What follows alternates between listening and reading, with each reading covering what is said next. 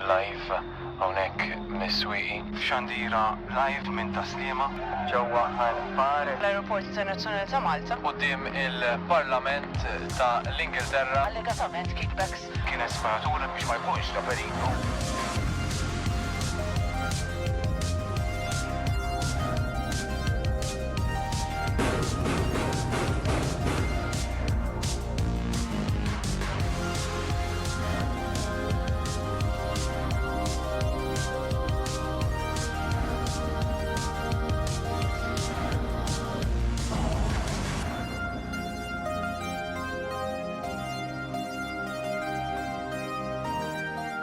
L-aħħar programm NetLife għal din il-ġimgħa, nagħlqu din il-ġimgħa flimkien permezz ta' edizzjoni oħra tal-programm tagħna. Grazzi ħafna tal-li inaqadtu magħna illum ukoll programm numru 40 f'dan il-5 ta' Ġun ta' NetLife. Illum se nkunu qegħdin niddiskutu diversi temi ta' ġrejiet kurrenti iżda mhux biss għandna magħna ħafna mistednin. Aktar tard se nkunu qegħdin insegwu wkoll siltiet mill-press briefing, il-bulettin mediku li tat aktar kmin illum il-professur Charmaine Gauci.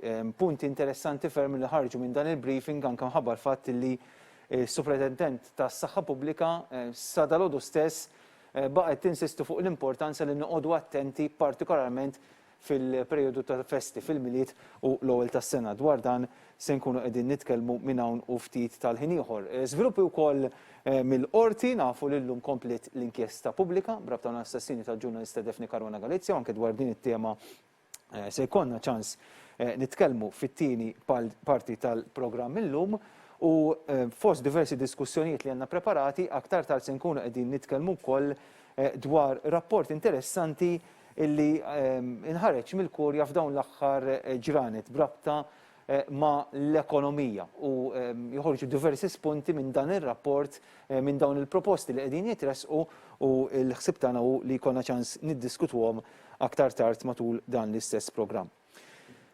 Għada, it-28 ta' Novembru, ġurnata sinifikanti ħafna għalina bħala poplu Awċin u Maltin, minħabba li kif nafu għada ġewwa il-Vatikan Monsinjur Mario Grech jinħatar kardinal f'ċerimonja li se ssir għada wara nofsinhar. Provajna nagħmlu kuntatt anke ma' Monsinjur Grech sabiex ikun magħna fil-programm tal-lejla biss jinsab impenjat anke bl-aħħar preparamenti għal dak li se jiġri għada. Aħna għandna diskussjoni preparata għal din l-ewwel parti tal-programm u se nkunu qegħdin nisimgħu wkoll messaġġ illi għaddilna l-isqof Tgħawdex preżenti Monsinjur Anton Tewma illi waslilna messaġġ min-naħa tiegħu brabta mal-avveniment importantissimu li se jkun qiegħed iseħħ għada fil-Parlament fil-Vatikan, skużawni, biex niddiskutu dan kollu il-lejla flimkien magħna fl-studios jingħaqdu Fader Anton Farrugia, grazzi ħafna tal-qajt l-istedina ta' NetLive, u Joe Farrugia li huwa delegat tal-Arċisqof Arlajċi. Grazzi ħafna, Sur Farrugia tal-qajt l-istedina tagħna. Fader Anton, ħanibda minnek, kieku jkolli nistaqsik is-sinifikat ta' dak li se nkunu qegħdin insegwu għada. Jien ngħid bħala komunità sħiħa f'Għawdex u Malta, imma ovvjament f'Għawdex b'mod partikolari x'qed nitkellmu persuni li ħadem tant fid-djoċesi ta' Għawdex. Ċertament is-sinifikat huwa kbir u jiena ngħid mhux biss għal dawk li jemmnu imma anke għal dawk li ma jħossuhomx daqshekk qrib tal-Knisja Kattolika għaliex huwa ġieħ u xekk li mhux ser jingħata lil Monsinjur Grech personalment imma anke lill-poplu ta' Malta u ta' Għawdex.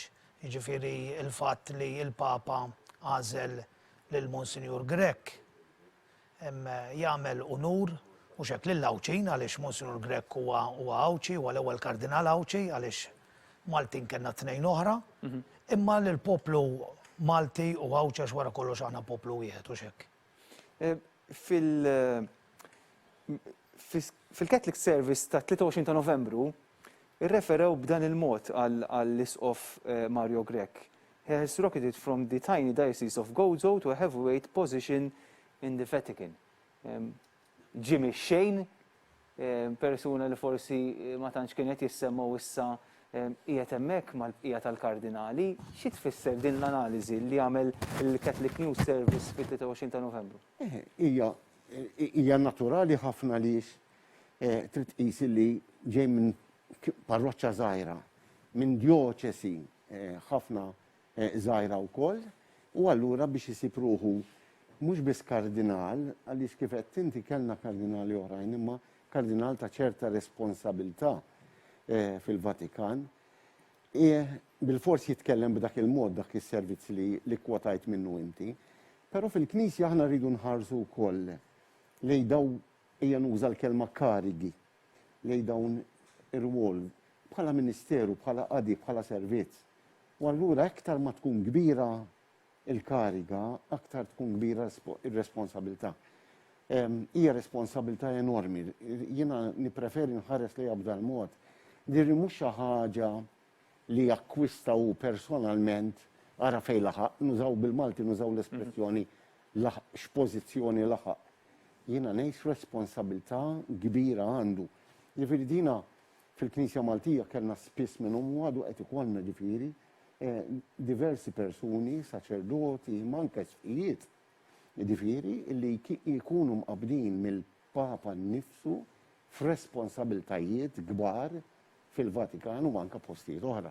Rajna diversi drabi anka il-Monsignor Arċisqof, ġifieri imqabbad mill-Papa b'responsabiltajiet kbar. Ġifieri naħseb aħna bħala Knisja iktar milli pożizzjoni li laħaq fiha hija responsabilità kbira u allura naħseb id-dover kbir li għandna aħna li nitolbu għalih u niftakru fih biex jaqdi il-missjoni tiegħu għax dan ħajkollu x'jaqsam mal-isfijiet tad-dinja. Dan il-moment storiku li se nkunu qegħdin nassistu għalih ħada, Father Anton, kemm importanti anka għall-poplu kollu f'sens li jerġa' jnissel ċertu tama, ċertu interess ukoll fil-Knisja jista' jkun li matul iż-żmien ikollok nies li tbedu xi ftit mill-Knisja, jista' jkun li dan ikun mument li jerġa' jixel ċertu interess, ċertu aptit li n-nies isiru jafu aktar fuq il-Knisja, anke minn mhux kredenti, ġifieri inti semmejt aktar kmieni, jista' dan il-mument inissel dan l-interess? Iva, u naħseb li Monsignor Grek huwa the right person for the right job. Għaliex kien diversi drabi punt ta' referenza għal dawk li forsi ma tantx jew mhux dejjem jaqblu mal-Knisja Kattolika. Jiġifieri naħseb Monsignor Grek kellu din il-kapaċità anke bħala isqof kemm dam isqof li jidħol fi dialogu anke ma' diversi persuni li forsi mhux dejjem jaqblu ma dak li tgħid il-Knisja. U naħseb anke l-għażla tal-Papa Franġisku f'Monsinjur Grek, naħseb rridu naraw anke f'dan id-dawl li huwa qrib ħafna tal-ħsieb tal-Papa, mhux ta' bxejn li l-Papa meta jażel il-kardinali jażilhom u xekk, jiġifieri kif qal ġew mhux sempliċement biex jagħmel unur, imma biex ikunu l-kollaboraturi stretti tiegħu. U naħseb f'Monsinjur Grek sab kollaboratur anke fil-ħsieb tiegħu li jġib il-qudiem il-ħsieb tiegħu iktar u iktar anke fit-tmexxija tas-sinodu għaliex is-sinodu tal-isqfijiet u xekk ser ilaqqa flimkien l-isqfijiet mid-dinja kollha li naturalment huma ta' fehmiet differenti. Allura il-biċċa xogħol kbira li għandu Monsignor Grek hija proprju li jġib flimkien dawn l-idejat kollha flimkien. Ħanikwotalkom din id-darba minn intervista oħra fil-rivista Ċiviltà Kattolika fejn fiha ftit ta' ġranet u xek qabel ma ħarġet l-aħbar li se jkun maħtur kardinal, Monsignor Grek qal illi l-pandemija tal-COVID-19 kixfet kif ħafna familji m'għadhomx iqisu lilhom infushom bħala knisja domestika, il-knisja tad-dar. Xi fisser dan il-kliem? L-ewwel nett dik kienet intervista li għamlulu Ċiviltà Kattolika, kienet intervista pjuttost b'messaġġ qawwi ħafna.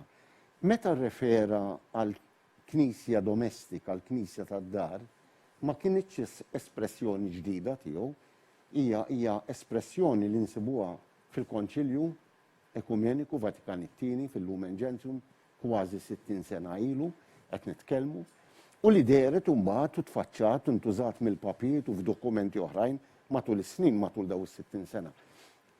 Irridu niftakru illi l-Knisja Nisranija, il-Kristjaneżmu, beda bħala Knisja tad-dar fid-djar privati dak iż-żmien, ma kienx hemm il-Knisja tat-Tempju u dan huwa messaġġ ukoll li semma l-Isqof Mario, huwa messaġġ li ilu ħafna l-Papa jtambar fuq.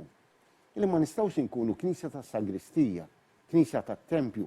Il-Knisja hija importanti, qed nirreferi għal bini issa hawnhekk bħala Knisja, li l-komunità tinġabar fit-Tempju fil-bini.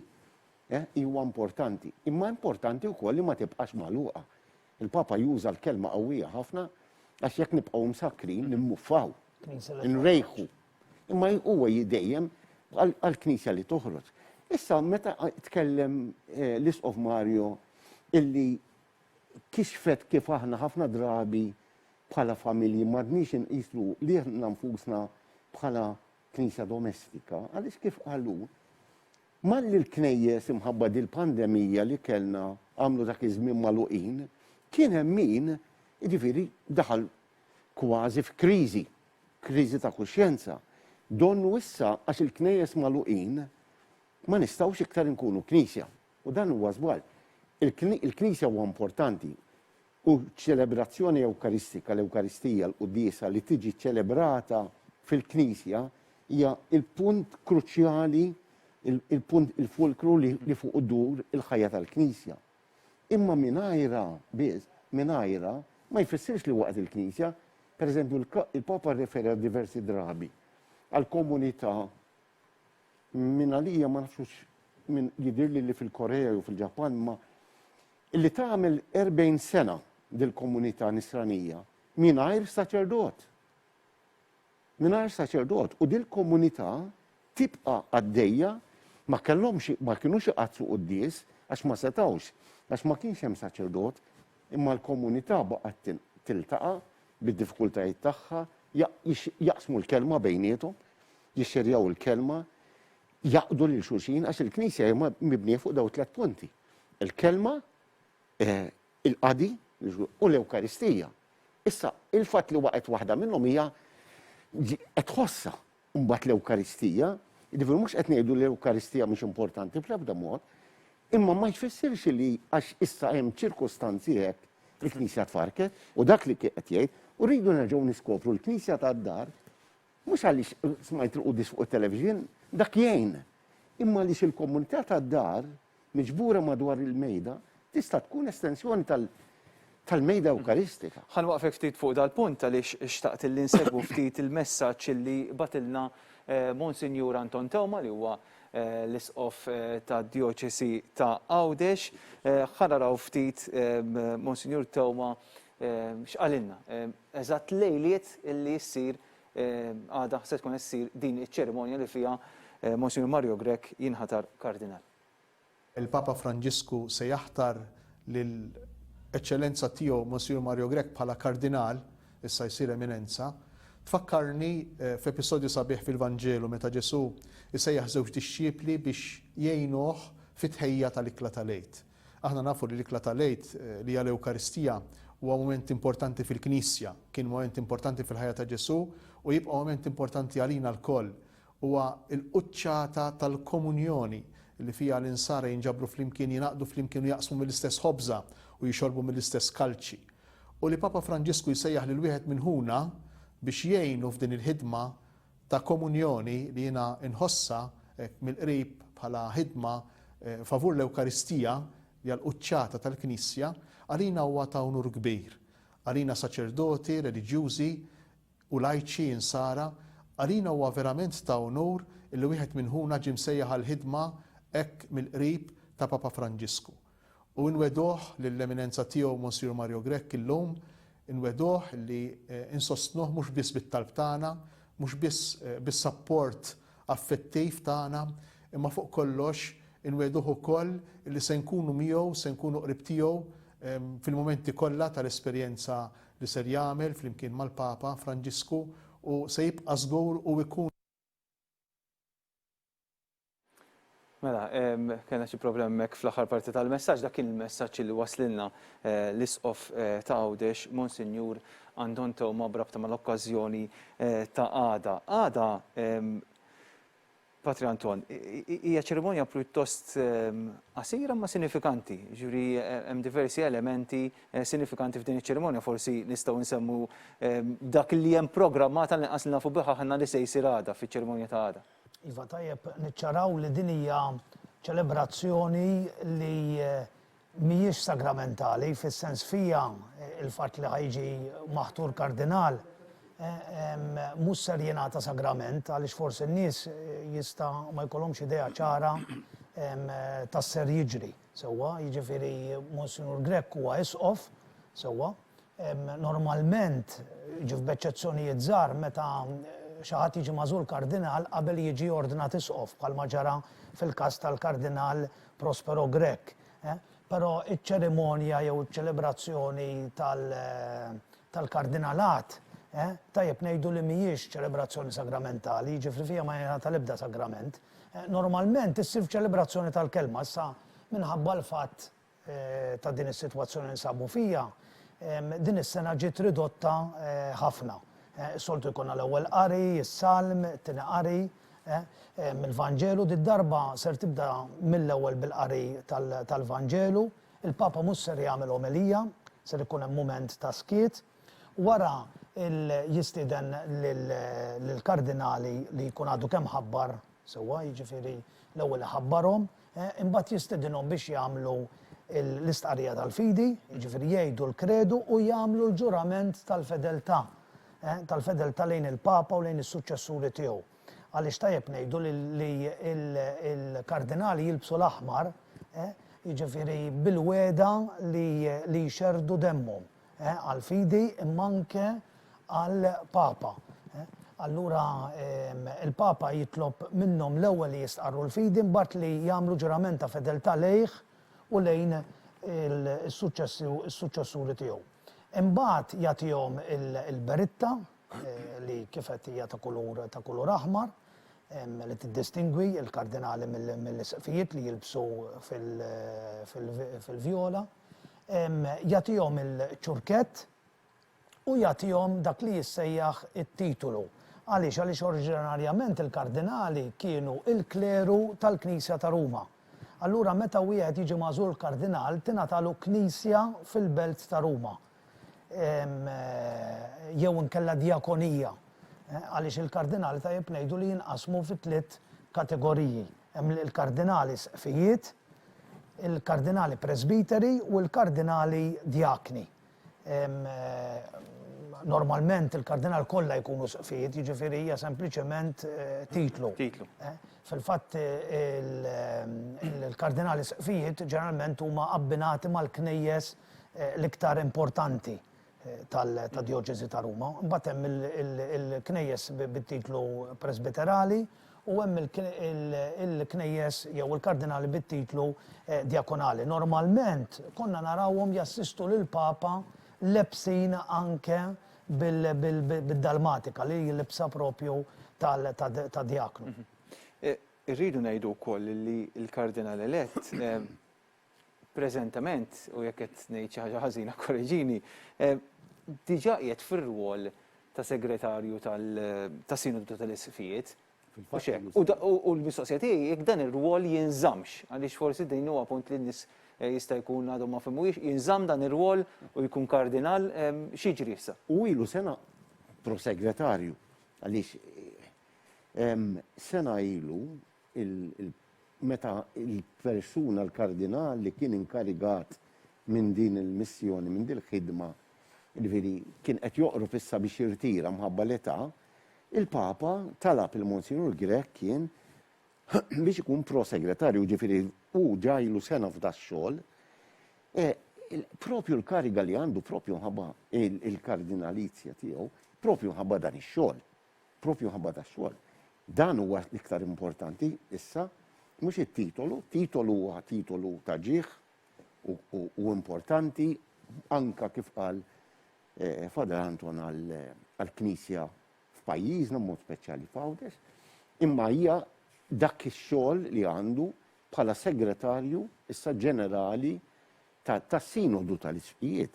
U din hija l-iktar da żgur li ħajżomm huwa propju dak ix-xogħol li issa ħajibda ikun responsabilità tiegħu, xogħol li ġajru kif qed jagħmlu sena. Jiġifieri ma dan huwa u dan ix-xogħol il-kbir huwa wieħed mix-xogħlijiet importanti fil-Knisja.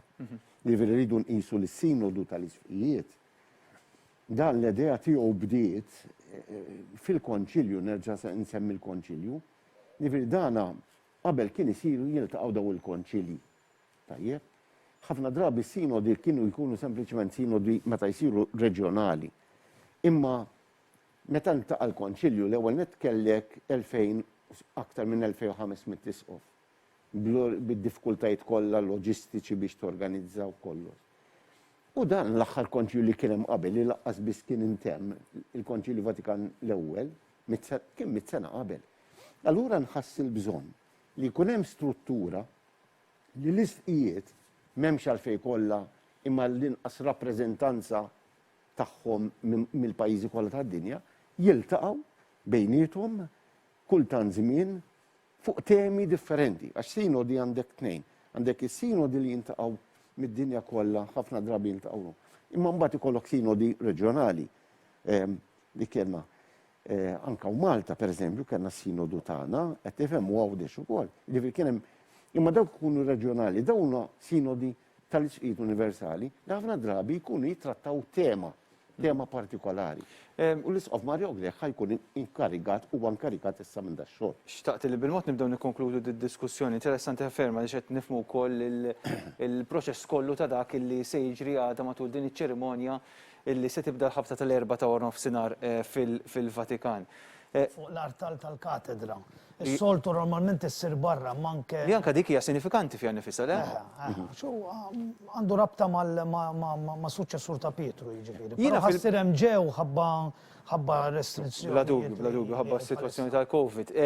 Fil-bidu saqsejtek kemm importanti għalina bħala poplu din il-ġurnata. U ħanalaq billi nirriversja l-mistoqsija nagħmilha bil-maqlub. Jista' jkun li bħala pajjiż maħniex nifhmu daqshekk l-importanza ta' din l-okkażjoni ta' kemm importanti dak kollu se nkunu qed ngħixu fil-mument ta' għada meta Monsignor Grech jinħatar kardinal. Jista' jkun għaliex forsi ġiet wara il-ħatra ta' l-kardinal ieħor Prospero Grech li jingħatatlu però tajjeb ngħidu fuq livell personali. Għaliex il-Papa Benedittu kien għażlu, jiġifieri minħabba l-erf tiegħu, jiġifieri mhux essaċ għax kien Malti, sewwa. Naturalment, però rridu ngħidu li qabel Kardinal Prospero Grech għaddew 200 sena jew iżjed mill-Kardinal Xiberas Testaferrati, jiġifieri Malta qatt ma kellha dak il-post hekk importanti fil-Knisja. U allura forsi veru, forsi maħniex qed nifhmu biżżejjed jew maħniex qed napprezzaw biżżejjed din l-għażla, għaliex veru li l-Papa qiegħed jagħżel lil Monsignor Grech, però fil-persuna ta' Monsignor Grech qed jagħżel mhux hekk jew qed juri stima lill-Knisja f'Għawdex u f'Malta, jiġifieri sinjal ta' fiduċja. Qabel rridu ngħidu li l-kardinali kienu jintgħażlu jew għaliex is-sede kienet tkun kardinalizja. Allura, pereżempju, jekk kien isir isqof f'dik il-belt kien mistenni li ħajsir awtomatikament kardinal. Jew inkella għaliex kien ikun sofra, fil-fatt kien ikun hemm kardinali li anke ma jitħabbrux, il-Papa kien iżommhom il-kelma Latina li tintuża in pectore, jiġifieri minħabba s-sitwazzjoni fil-pajjiż, jew inkella għaliex ikollu stima personali, jew inkella għaliex ikun ser juri fiduċja fih bil-ħidma li tieħ bħalma huwa l-każ ta' Monsignor Grech. Però huwa biex ngħidu vot ta' fiduċja fil-Knisja Maltija u Għawċija. Rridu ngħidu li l-Kardinal Grech ser ikun anke preżenti fil-konklavi li jmiss. U din hija l-ewwel darba wara l-Kardinal Xiberas Testaferrata. Persuna oħra li se jkun maħtur kardinal, għandna ritratt tiegħu għaliex għandna ritratt ta' Patri Raniero Cantalamessa, illi wkoll se jkun f'din iċ-ċerimonja u se jkun maħtur kardinal flimkien mal-isqof Mario Grek, illi kif nafu f'din iċ-ċerimonja se jinħatar kardinal. Suppost għandna ritratt narawh dal-waqt. Dan personalità.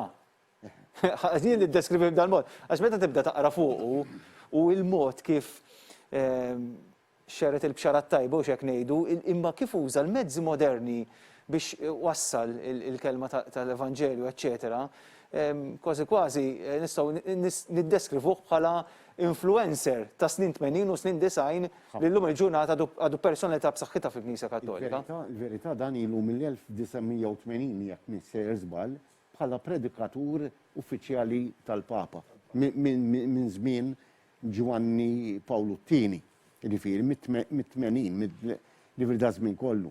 Bħala tali allura kien mistieden, però kellu komuni jiena nara komuni ħafna ma' l-isqof Mario, il-kelma qawwija tiegħu. Għandu kelma qawwija ħafna. Kien professur l-Università għażel li jsir predikatur popolari. Huwa wieħed minn daw il-kardinali jidher li hemm erba' li ħajilħu issa għas-servizz li taw fil-Knisja, mhux għax għandhom missjoni, għax dan għandu xi 86 sena. Interessanti li da kien għaw Malta u jiena dil-ġimgħa ġieli f'idejja ma nafx dana ritratt propju tiegħu qiegħed flimkien ma l-isqof Mario Grek xi 6 snin ilu jidher li fl-2014 kien qiegħed għaw Malta, kien ġie għamel l-irtir ta' ġimgħa lis-saċerdoti, is-seminarju, u kien tela s-seminarju ta' Għawdex intaqgħu wkoll ma l-isqof Mario Grek. Il-ħin skadilna, diskussjoni interessanti ħafna. Sur Farrugia nirringrazzjak ħafna tal-informazzjoni samt magħna. Patri Anton nirringrazzjak ukoll tal-li kont magħna samt magħna l-ħsibijiet tiegħek. Ħammorru għal break qasir ħafna ta' ftit riklami, ma niġu lura nkomplu nitkellmu fuq temi oħrajn u aktar tard nilqgħu magħna wkoll aktar mistednin.